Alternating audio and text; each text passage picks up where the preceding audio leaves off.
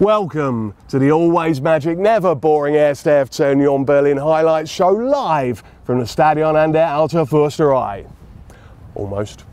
It's beautiful here, the sun is out, the leaves are golden and all off the back of last weekend. It's amazing really, because the fortnight didn't exactly start well. Unbelievably, the women hadn't lost 2 games in a row since bookending the 2019-20 winter break, but on a chilly Sunday night in Köln, it would finally come to pass.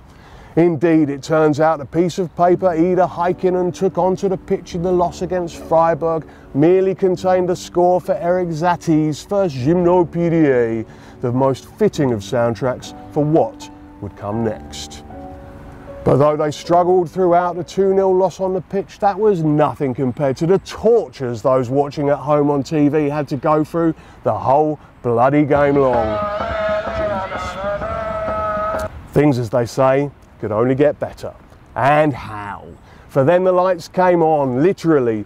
We have good memories of playing against Borussia Mönchengladbach, going back of course to Sven Bojkaert and Ronnie Nicole's heroics in 2001 on a pitch, though cleared of snow by the fans that day, looked like it had been brought in from the Somme, especially for the occasion. The message from the Waldseiter ahead of this one was simple: giving less than everything is never enough. No, they don't mind if we lose, but they've got to see us fight. Of course, a certain Flying Dutchman had also scored in the 97th minute here against them a couple of years back. Well, he spared us the agonising wait this time, as it took just 3 minutes for Derek Cohn to win a corner, for Christopher Trimmel to whip it in, and for Danilo Dürki to bury his thumping header. Union were rampant in those opening phases, dashing and daring and lightning quick on the break, with Aljosha Kemlein making his first start since the loss to Pauli back in January, a metronome in midfield.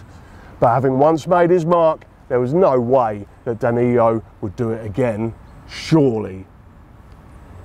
That's his 9th headed goal, the most of any defender in Europe's top 5 flights. So they say, and being a man who can barely remember what he did yesterday, who am I to argue with that? What I do know is that the man is a god. But because we're good hosts and understand the need in the modern world for an endless sense of drama, of course Gladbach got a goal back. But a superb performance was capped by the stand-in skipper in Trimmy's absence, embodying that pre-match message. No, not that. Well, actually, yeah, maybe that. But also with Gladbach dragging themselves back into the game, we needed the coolest of heads to secure the points, and he sure does pick his moments. Rani's finish to make it 3-1 was hit beautifully. Head up, laces through the ball, picking his spot. It wasn't as important as his equaliser against Freiburg, or of course his winner against Bremen, but in the context of the game this was immense, and all in the public eye, because in a coming together of Union and the great British institutions not seen since the royal family were polite enough not to mention the Queen's death until half-time in the game against Saint-Gilloise, it was a perfect way to mark our first ever appearance on the BBC. And it set the tone for a marvellous weekend. The women still, however, had to set their own records straight. They had a Sunday lunchtime appointment against a team from Leipzig, I forget their name. The only disappointment was that I put a bet on them to win at 20-1. It was a shame because they kicked off at 12. Sorry, that was Tommy Cooper's. But who more fitting to break her own mini-goal drought with the first 2 in a wonderful team performance than Captain Fantastic Lisa Heisler. Yes, they were effervescent, they fizzed the ball about like the bubbles in a carbonated, caffeinated, overpriced and foul-tasting drink.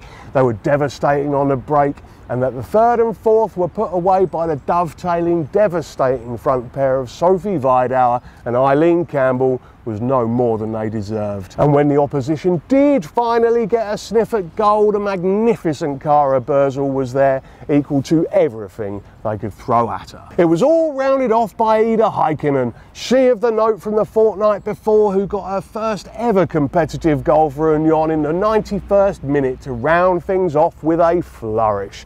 In modern parlance, I'd say you could hang that one in the Louvre. Probably best not to at the moment though, eh? Pardon? And that is almost that. Almost. Music, maestro.